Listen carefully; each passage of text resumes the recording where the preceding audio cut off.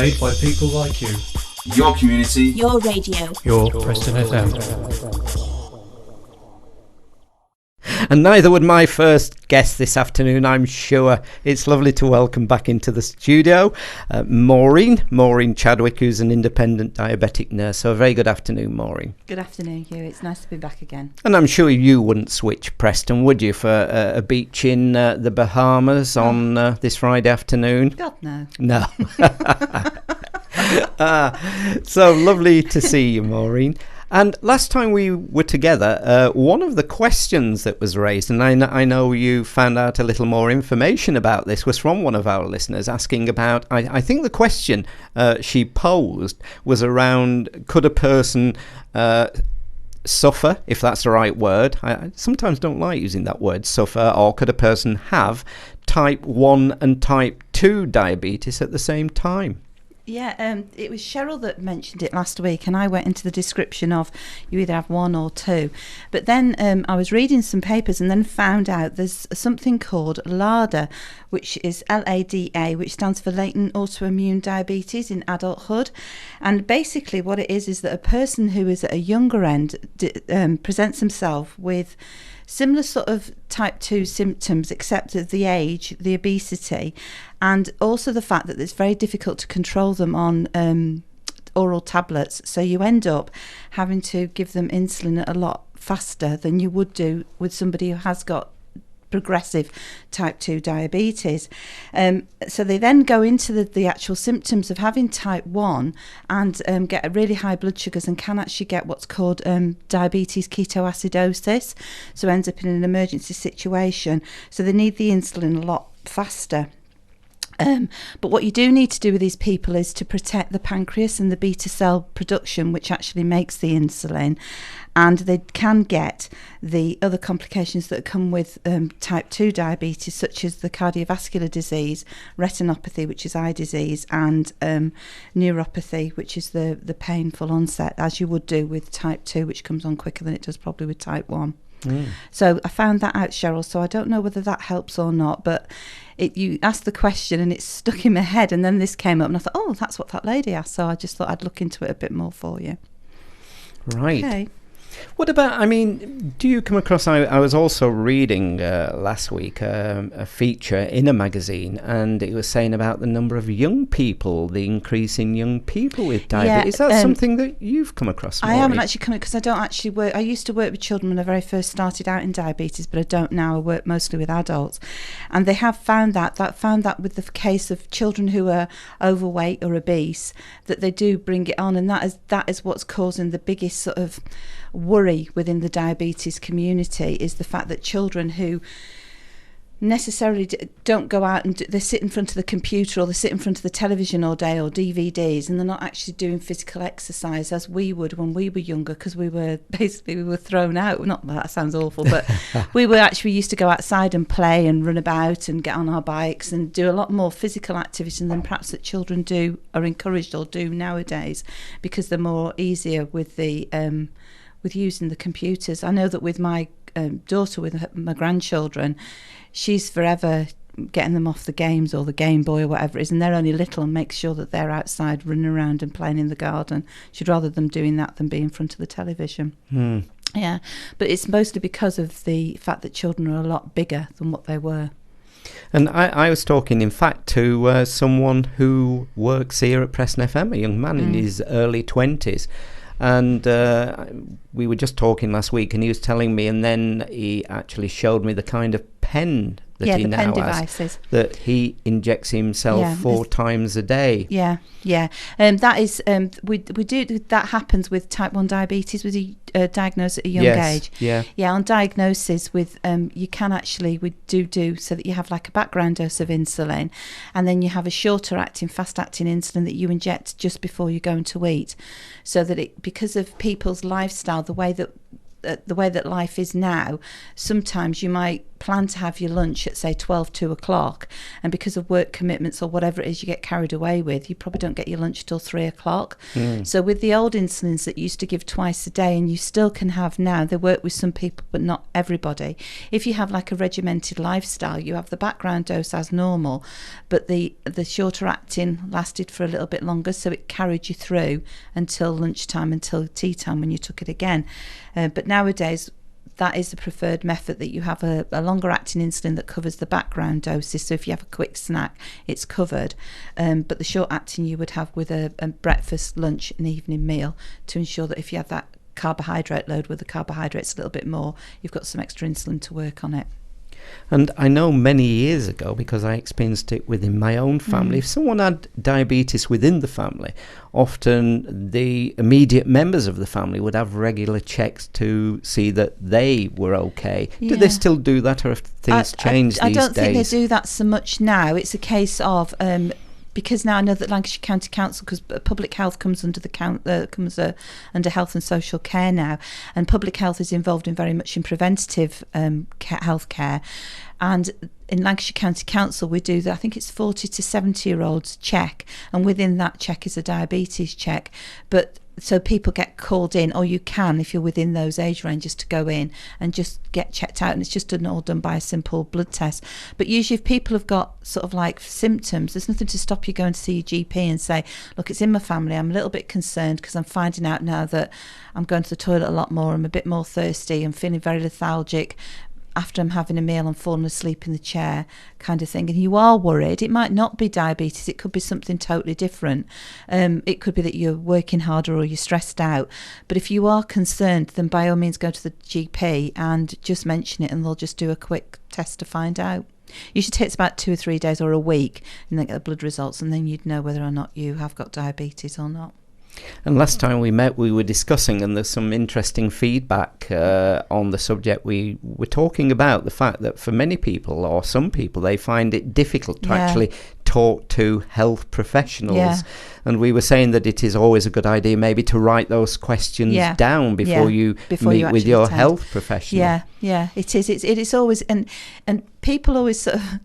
I don't know, because I've always done it. I've always thought that way, because I know what I'm like. My memory's like a sieve. And if you're not seeing somebody for, say, I don't know, because checkups for diabetes vary so very, very much. And if you're newly diagnosed, you probably will be seeing your health professional a lot more.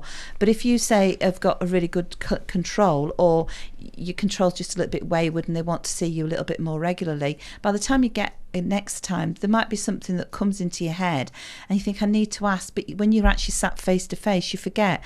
So if you just write it down, just a quick record or something, even if it's in your diary, so that when you attend you can say, by the way, while I'm here, I just need to know, can you explain? And just say whatever it is that's worrying you, because it's pointless. You can't, if you're expected to self-manage your condition, and if you don't have the answer in your head or have an understanding of why something is happening, you can't deal with it, and that just feels a little bit unfair to me. And of course, with yourself, Maureen, even if you don't see people face to face, people of course can ask you questions, because they do on.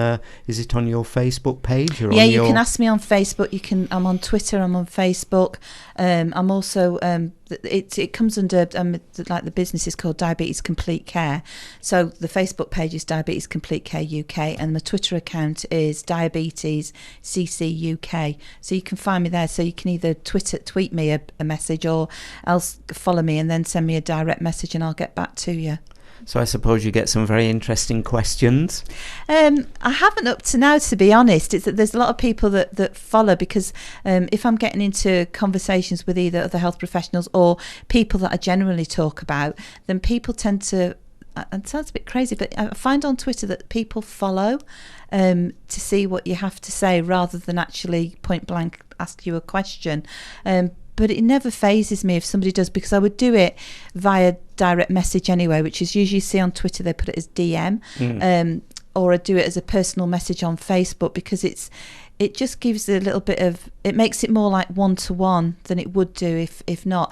But you can also, I mean, I've had people that have messaged me on Facebook and said, oh, I've got a problem with my husband or my partner, and they're not ready to, is it okay if I give you a ring? And I say, yeah, by all means, make an appointment and I'll see you and talk to you about it, or I'll speak to you over the phone. And I have done that where I've got colleagues who are practice nurses, and they've got a patient that they're a bit concerned about, and they just message me, and then I ring them up, and then we have a discussion and sort it out over the phone, so that the next time they see the patient they know what to do. But I just see that as being power for the cause, because I'm in a position where, and the same as with other health professionals, if you've got that knowledge, then you want to share it with other people to make it easier for them. Yeah. And we've mentioned weight. Is one of the other big important factors in controlling diabetes? Is it about what you eat and drink? Well, yeah, because it's the same as with everybody. I mean, the trouble is with having diabetes is the fact that is that if you're on insulin, it's about balancing the insulin with what food you're putting in, because what you don't want to happen, you don't want your blood sugars to go too high, and you also then don't want them to go too low. So if you don't eat enough carbohydrates to what insulin amount you're taking, then it is that you do lose weight, but you tend to then have a low blood sugar and then can be ill. But it's a case of making sure that you've got it just right, and sometimes that can be difficult, but usually your health professional can help you with that, either your doctor, your diabetes specialist nurse, if you're seeing somebody. There's always somebody that you can ask. But the most thing about weight, as with all of us, whether we've got diabetes or not, it's about what you put in your mouth.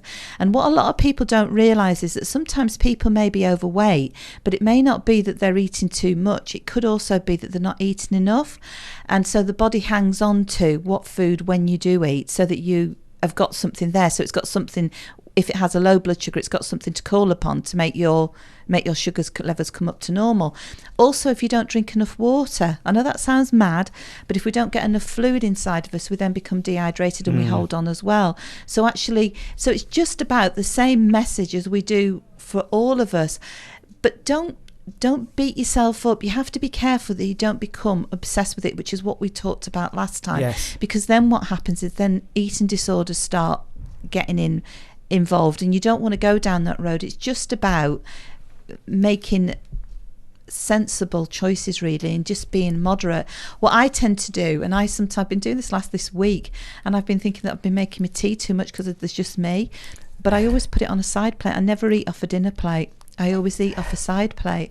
And it's amazing that I think that I've overfed myself, and I haven't, because all I've done is filled a side plate, not a big dinner plate. Yes, I know what you mean by that. And by doing Yes, that, you actually then feel as if you've eaten a really big meal, Yes. when in fact, you've probably eaten what we would have eaten at a moderate size. But that's what I tend to do to make sure that I'm not over the top.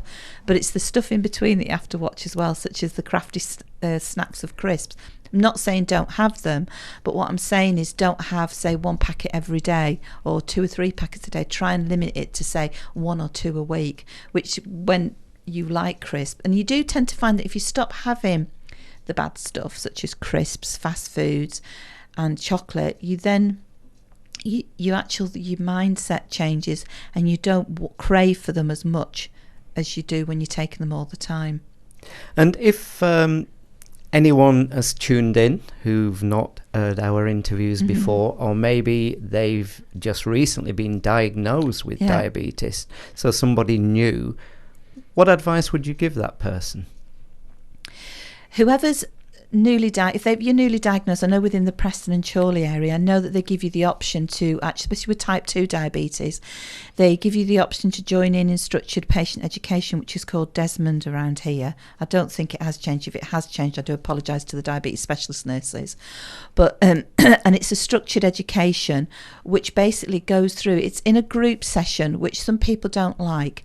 And if I am totally honest, hand on heart, I don't like it. But when I've done it, because I have actually been an educator for the Desmond education thing, it is really good fun, because what happens is it's got a curriculum with it, so it's got structure to it.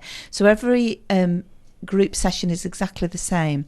Everybody there, if you've got to remember, is all in the same boat. So all of you, it's new to diabetes. And the one thing that it does, it gives you the confidence and the understanding to know that you actually know more about your diabetes than you think you do. And it's really lovely watching people understand that they do understand, and getting that confidence and self-esteem that rises because they do understand the diabetes far more than they thought they did. And I loved it. It's really good fun. You go through all different kinds of foods. You go through how much sugar is in that food, which absolutely blows people's mind away, because where you look at something and think, oh, it's got nothing in it, and then you find out it's got loads of sugar in it, it then makes you stop and think. It shows you how to use your nutrition labels, so you understand what are good sugars, what are bad sugars. It makes you understand what's good fat, what's bad fat. So it goes through everything, but you actually know far more than you think you do. Right. Well, a pleasure as always. Thank you for coming in this afternoon. Great, it's lovely. I love it. And I know I look forward to our next encounter. Yeah. So I'm sorry I can't offer you that beach out there in the Maldives or the Bahamas. So, you see, if you're not going away, you can come back again soon. Oh, there you go. Then I'll see you next month then. So thank you. And just before we go again, Maureen, just where can our listeners find out more about you, as you were saying about your I've got page? a website which is Diabetes Complete Care UK. You could Google it and you can find me that way. You can find me as well on Facebook, LinkedIn and Twitter. And you just put Maureen Chadwick in and I'm sure I'd pop up. There's a writer, producer that works for the BBC that writes for EastEnders and some of the soaps. That unfortunately is not me. I'm the diabetes nurse. Okay. Thank you all very much. Thank you, Maureen. Thank you. For all the latest community news and events, 103.2 Preston FM. Your community, your radio.